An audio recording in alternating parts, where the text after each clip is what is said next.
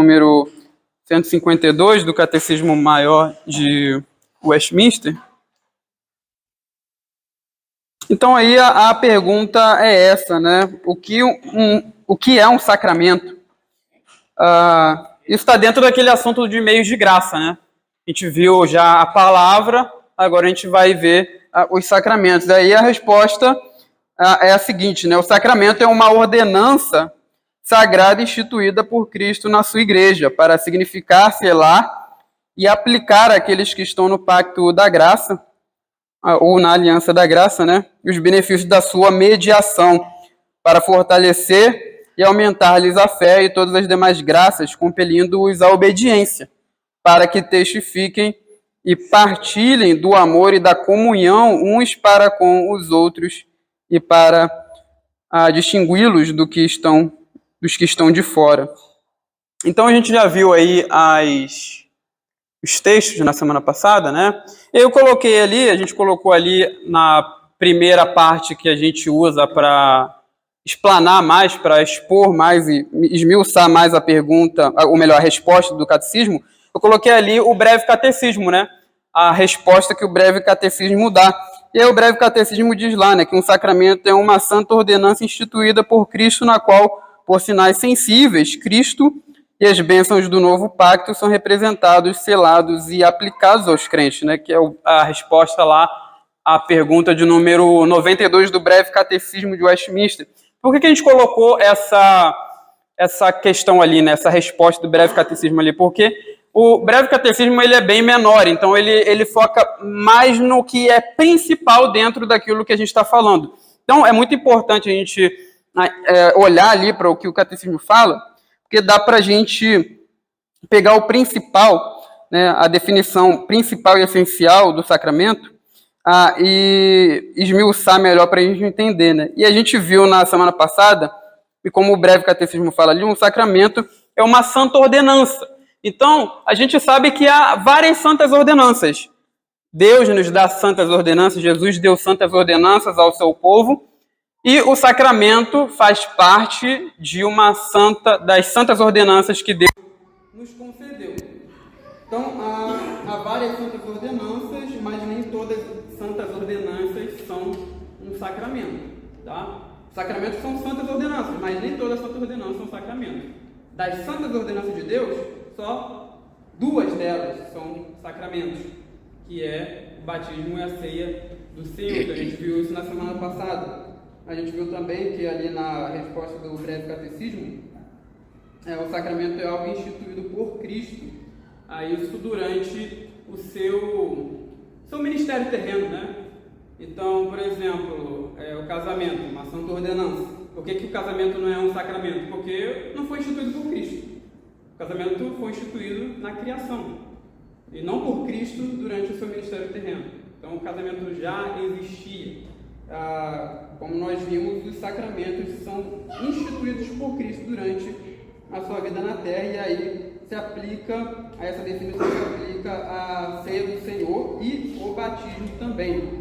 Os sacramentos também envolvem o uso de sinais sensíveis, ou seja, a gente usa coisas externas sensíveis às nossas percepções ali quando a gente usa um sacramento, por exemplo, a água, né? E o pão e o vinho são coisas sensíveis às nossas percepções. Pegando o exemplo da ceia do Senhor, o pão é visível, né? O pão e o cálice são coisas visíveis. Nós comemos, tomamos do pão e do vinho. Então, são símbolos, sinais sensíveis, elementos materiais que são usados para os nossos sentidos, né? Que atingem os nossos sentidos. E também, na resposta do breve catecismo, está enfatizado ali que o sacramento, como o seu sinal sensível, almeja retratar, selar e aplicar Cristo e a sua redenção. Então, tudo que os sacramentos falam diz respeito a Cristo, a pessoa de Cristo e os seus benefícios, a sua obra também, né? Então, os sacramentos são sinais sensíveis que apontam para Cristo, para a sua obra, para os benefícios que Ele nos dá. E também, para finalizar, o sacramento é para os crentes em Cristo e não para o mundo. A gente viu isso também na semana passada, né? Somente os crentes podem participar do batismo e da ceia do Senhor. Então não é algo que é para ser entregue a qualquer pessoa, independente de como ela corresponde à pregação do Evangelho, independente da fé dela, né? Não, o sacramento é apenas para a Igreja de Cristo. E aí a gente viu também sobre o significado, né, da palavra sacramento. Tá dando para entender? Está todo mundo pegando aí? Quem tiver alguma pergunta pode fazer aí, alguma colocação também, fica à vontade.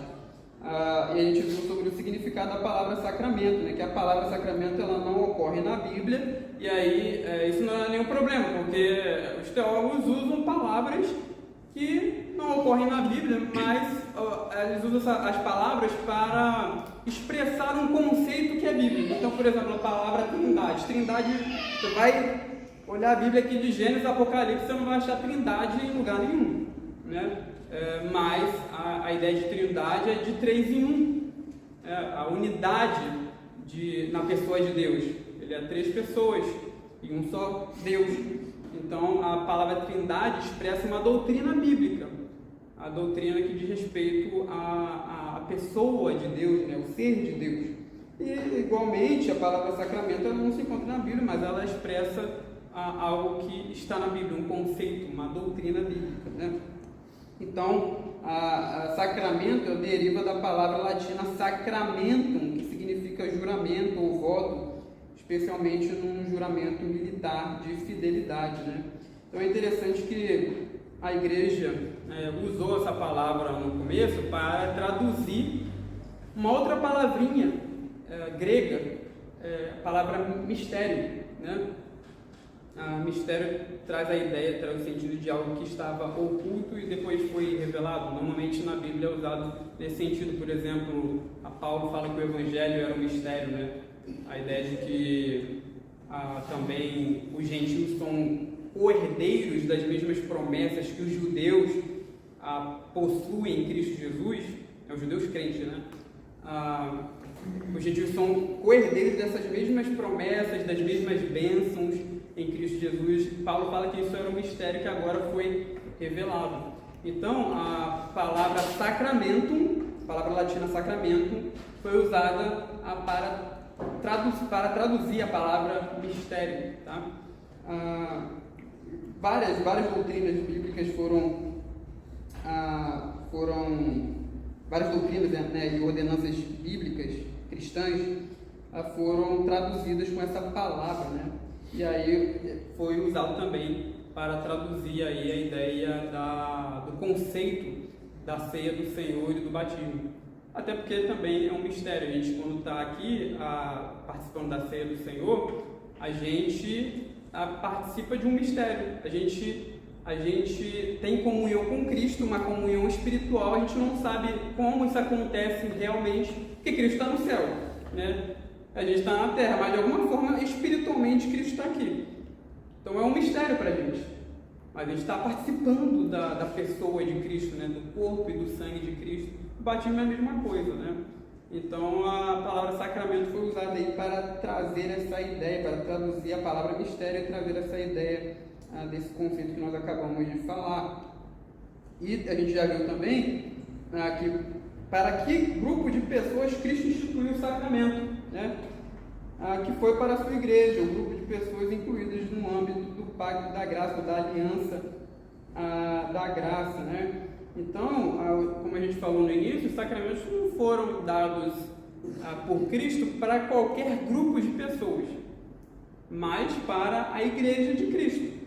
Eu estava lembrando quando a gente estudou esse assunto aqui, que uma vez o professor nosso lá do seminário, né, o Vereador Ageu, perguntaram a ele, né, durante a pandemia a gente ficou sem ceia, por exemplo, e aí, acho que foi um membro da igreja que perguntou a ele, agora não lembro, mas alguém perguntou a ele por que ele não dava ceia, ou se ele podia dar ceia, por exemplo, para a família dele, porque ele tem autoridade como um oficial da igreja, e como um presbítero docente, de administrar os sacramentos, né?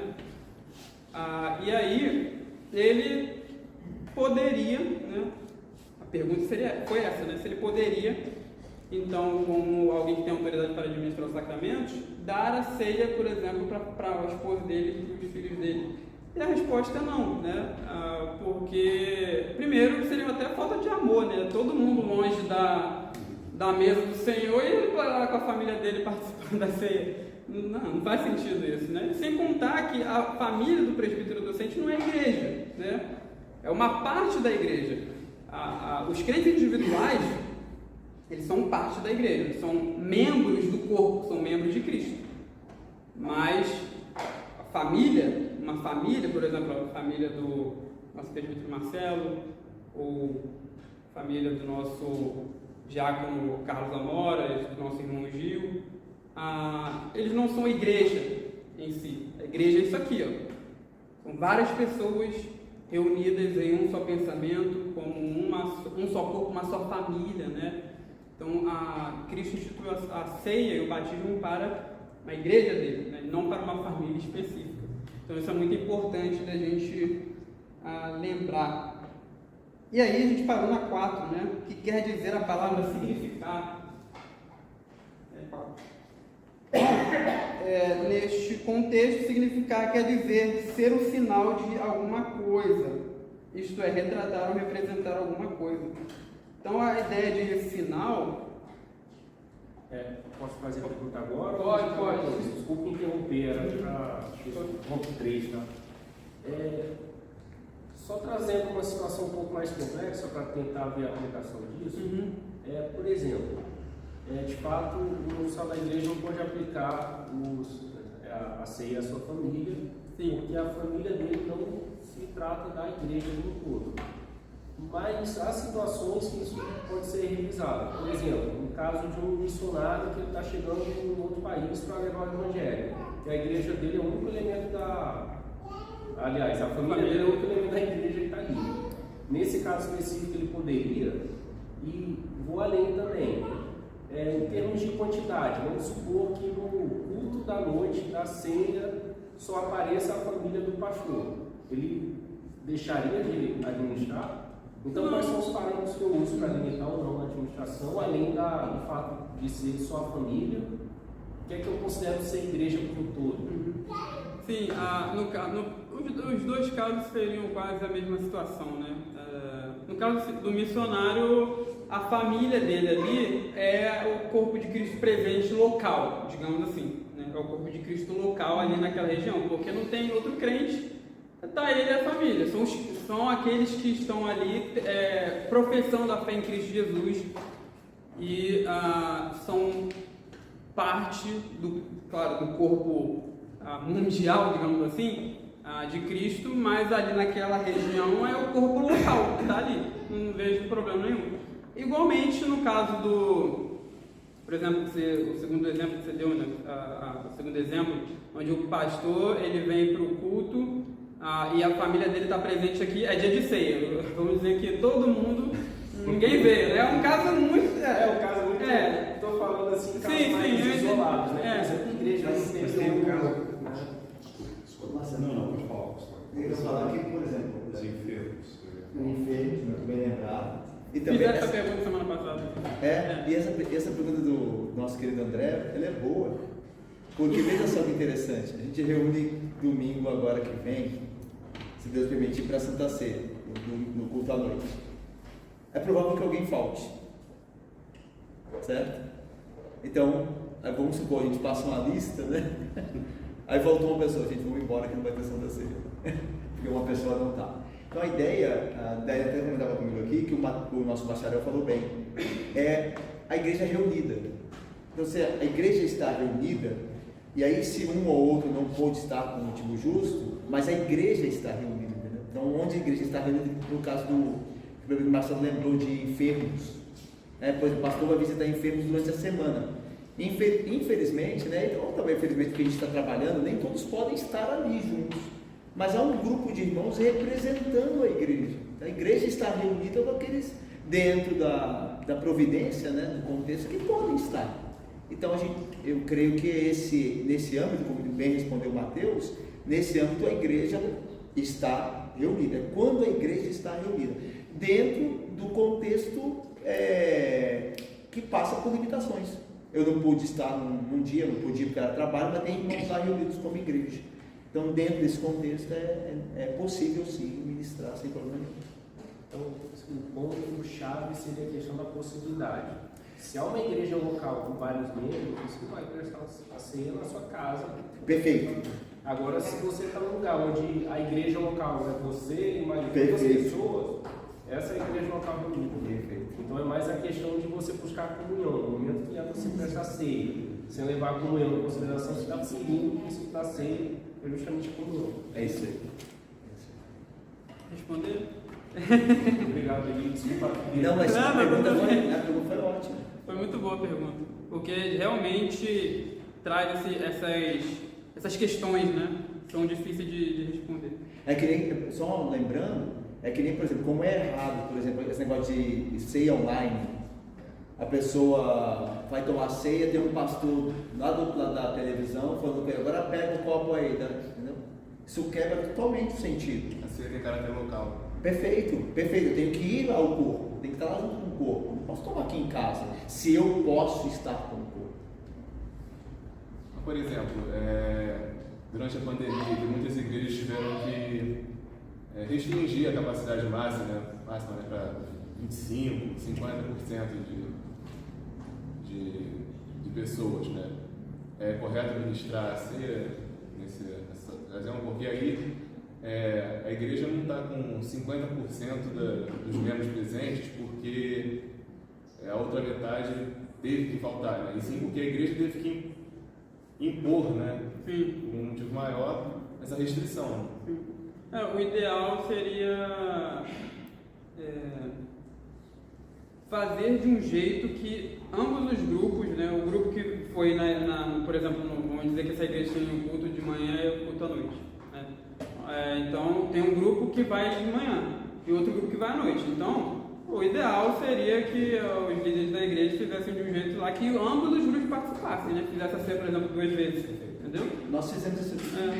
Na época da pandemia nós fizemos, né? O conselho decidiu fazer assim, juntamente com o pastor, nós fazemos 2 cultos no domingo de manhã, com 2 ceias. Aí parte da igreja, para nós até ficou fácil também, porque a nossa igreja não é uma igreja enorme, então 50% digamos assim, estava no primeiro culto, tomava a ceia, outros 50%.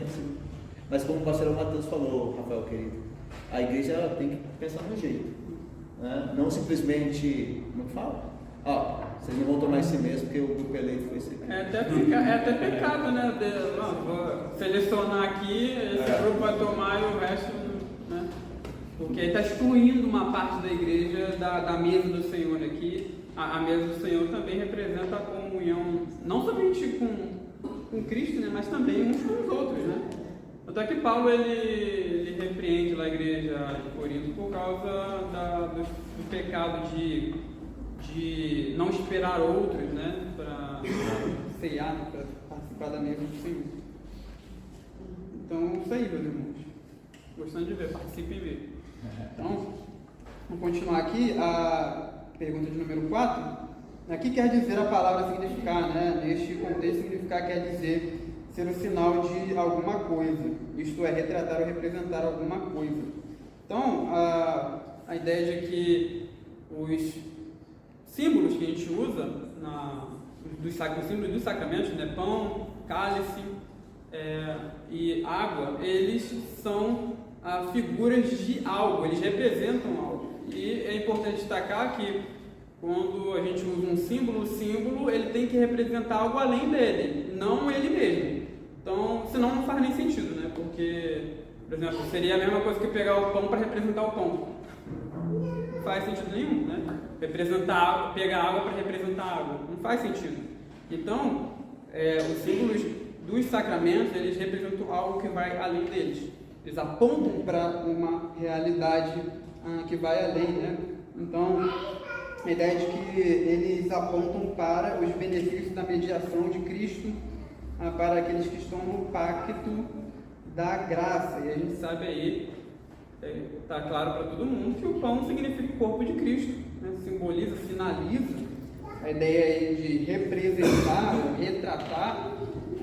Eles representam, retratam o corpo de Cristo, e o cálice com o vinho, né, retrata o sangue de Cristo. E a água retrata o lavar regenerador do Espírito, né? Tem um texto que está no capítulo 9 de Atos, onde Ananias fala para Paulo, né, levanta, recebe o batismo, lava os teus pecados. A ideia de que a água do batismo representa essa lavagem do pecado. Então, é isso que significa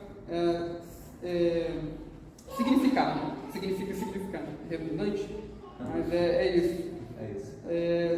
Os sacramentos, ele significa, representa Cristo e os seus benefícios, né? Eles também selam, e aí é a parte 5 aqui, e a palavra selar. O que significa a palavra selar? Ela é usada com o sentido de penhor, né? Garantia e certificação legal. Então, quando o catecismo, o breve catecismo, o catecismo maior também traz aí a palavra selar, ele tem o intuito de mostrar que os sacramentos, eles trazem uma garantia, eles garantem que aqueles que participam dos sacramentos, de fato estão recebendo os benefícios que Cristo dá ao seu povo. E é claro que esses benefícios não são dados pela mera participação, tá? Porque como a gente fala que é garantia, então pode dar a entender que quem participa então está garantido que vai. Não é assim. A pessoa tem que ter fé. Então a gente falou já na semana passada que e também nas outras vezes que a gente falou de sacramento, a gente falou que a pessoa que recebe os sacramentos precisa receber com fé, precisa crer naquilo. Não é igual na Igreja Católica, que a pessoa está em coma, recebe o batismo e é regenerada. A pessoa tem que crer naquilo, entender o que está sendo feito. Então, não é uma garantia pelo mero participar, é uma garantia que é concedida àqueles que com verdadeira fé em Cristo participam ali dos sacramentos, né? Então, a parte 6, que é sobre a palavra aplicar, né? Então, a gente já viu que os sacramentos significam ou representam, eles selam, né, ou garantem, e também eles aplicam os benefícios de Cristo, né? E aí a ideia de aplicar é de conceder mesmo, né? De dar aos crentes os benefícios que Cristo conquistou, né? Os benefícios da sua mediação. E a gente colocou ali também, na verdade, quem colocou foi o Gerhard Voigt, né? Só reproduzir. Mas ele fala que aqui novamente temos de entender que a semelhança do caso do verbo selar, o aplicar só ocorre quando há o uso correto dos sacramentos com verdadeira fé. Então, quem participa sem fé verdadeira não recebe os benefícios de Cristo, né? Aliás, até pode incorrer em condenação, né? Em juízo. É o contrário, né? Não recebe bênção, recebe maldição, o juízo, o castigo da parte de Deus. E aí, a parte 7, quais são os benefícios da mediação de Cristo? Esses benefícios incluem tudo o que Cristo já fez, está fazendo e fará no futuro pelo seu povo. Então, a gente sabe que a obra de Cristo, ela conquista coisas para nós. Cristo, por meio da sua mediação, ele conquista bênçãos espirituais e também materiais, digamos assim, ao seu povo. Por exemplo, a ressurreição é espiritual, mas também é algo material, né? Material no sentido de físico. A gente vai experimentar isso de fato, né? A bênção, por exemplo, da terra, de herdar um lugar, de herdar uma terra. Isso aí é uma bênção física, né? É espiritual, porque vem do Espírito, mas é algo físico, a gente vai experimentar isso mesmo fisicamente, tá? Seria esse tipo de coisa também que Cristo garante para a gente, né? Além disso, a remissão ou perdão de pecados, a glorificação final são exemplos de bênçãos que Cristo dá ao seu povo, de benefícios que Cristo dá ao seu povo, santificação também. Então, a participação dos sacramentos nos abençoa de tal forma que a gente cresce em santificação, a gente é edificado para crescer mais e mais na graça e no conhecimento do nosso Senhor Jesus Cristo. Então tem várias bênçãos que Cristo concede ao seu povo através do uso dos sacramentos, né? E a parte 9 a que propósitos práticos servem os sacramentos na vida dos crentes? Então, os sacramentos servem para fortalecer e aumentar-lhes a fé e todas as demais graças e também para compeli-los à obediência. Então, o uso do sacramento, como nós até mencionamos na pergunta anterior, eles servem para a nossa edificação, para a edificação dos crentes em todas as fases de sua vida cristã, né? E é interessante que, de fato, pegando a ceia aqui, por exemplo, quando a gente participa da ceia, às vezes a gente pecou durante a semana, e aí a gente é edificado na ceia ali, sendo consolado pelo que o pão e o vinho representam. A garantia do perdão por meio daquilo que Cristo fez, né? Então, é interessante isso, né? Porque tem gente que comete um pecado durante a semana e fala: eu não vou participar da ceia do Senhor porque eu não sou digno de participar. Mas até quando você não comete, você não é digno, né? Você não é só porque você... Não é porque você não pecou durante a semana que você é digno agora de chegar aqui, comer do pão e beber do cálice. Não é assim que funciona. A gente não participa da mesa do Senhor por causa da nossa performance ou por mérito. Tá? Eu estava lembrando, né, de um negócio que eu li, que um puritano uma vez, ele não participou da ceia do Senhor porque ele não leu, um dia da semana não leu a Bíblia. Aí você vê assim, o zelo, né, você vê um zelo ali da parte dele, mas o pensamento dele não está correto, porque você não, isso aí, ler a Bíblia durante a semana não vai te dar direito, ou vai te dar mérito, digamos assim, para chegar aqui e participar da mesa do Senhor. Se fosse assim, eu não vinha nem para o culto, porque Deus está presente no culto e você pecou durante a semana. Deus não se agrada com o pecado, entendeu? Não é por mérito. Então, veja como as coisas funcionam. O crente que peca durante a semana e se arrepende, ele fica triste pelo seu pecado e ele é consolado até pela ceia do Senhor. A ceia do Senhor edifica o crente dessa maneira também, né? Traz para nós a garantia, o consolo, o perdão, da comunhão com Deus por meio daquilo que Cristo fez, né? Nós somos encorajados também, porque a nossa fé é fortalecida quando nós lembramos do que Cristo fez por nós. Então, isso é muito importante, né? A ceia do Senhor, também o batismo, ele serve para a nossa edificação, para o nosso crescimento espiritual. Se eu não me engano, pastor Mateus, João Calvino comentando o texto de Paulo, lá em 1 Coríntios 11, ele diz que, lá diz, né, aquele que comer indignamente, será, e a nossa inclinação, como você bem apontou, é achar que indignamente é ter pecado, né? Então, se eu tenho pecado, logo eu estou indigno, logo eu não posso participar. Porque diz, aquele que comer indignamente, come e bebe juízo para si. Só que aí ele explica, né, que indignamente é justamente, diante de Deus, achar-se digno. Quando eu me entendo digno, eu me faço indigno diante de Deus. Por quê? Outras passagens da Bíblia, né, João vai dizer assim: aquele que diz que não tem pecado, o faz a Deus mentiroso. Então é ofensa diante de Deus eu chegar à Santa Ceia, diante da mesa, e achar que eu posso tomar. Não pelos méritos de Cristo, mas pelos meus méritos. É uma ofensa a Deus, né? Porque ao ofertar do corpo e do pão é ao pecador. Olha, Cristo morreu pelos seus pecados e nós temos que concordar com isso. Achar que nós temos méritos é uma ofensa ao dono da mesa, né?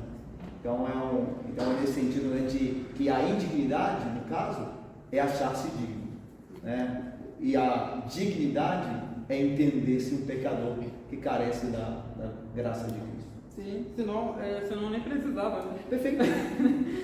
Se fosse por causa dos nossos méritos, dignidade nossa, para que eu estou aqui então? Né? Perfeito. Não faz nem sentido. Né? Então é isso aí mesmo. E aí, para terminar o trecho ali de número 9, né? Que função os sacramentos exercem na sociedade humana como um todo? E a resposta é: além de seus usos e funções, os sacramentos servem para distinguir o povo de Deus daqueles que estão de fora, né? Então eles servem aí como distintivos, porque, como a gente falou, né, os sacramentos eles são para a igreja de Cristo. Então, só aqueles que fazem parte da igreja que recebem os sacramentos. Quem não faz parte da igreja não recebe. Então, veja que a participação do batismo da ceia do Senhor, eles fazem uma distinção. Eles distinguem quem faz parte do povo de Deus daqueles que não fazem. Né? Distinguem a igreja do mundo. Então, quando nós estamos aqui na ceia do Senhor, participando da comunhão com Cristo, com o seu povo, com a sua igreja, né? Comungamos, nós apontamos exatamente para essa ideia, né? Que nós de fato professamos voluntariamente a fé e juramos e estamos compromissados em viver obedientemente uma vida cristã obediente, né? Viver ali debaixo da sujeição de Cristo, fazendo parte do seu povo. Então, o sacramento ele faz essa distinção, ele distingue a igreja de Cristo do mundo, aqueles que fazem parte do povo de Deus, são povo de Deus, aqueles que são de fora e são também chamados na Bíblia de filhos do diabo. Então, isso aí é importante a gente destacar aqui também. A gente termina aqui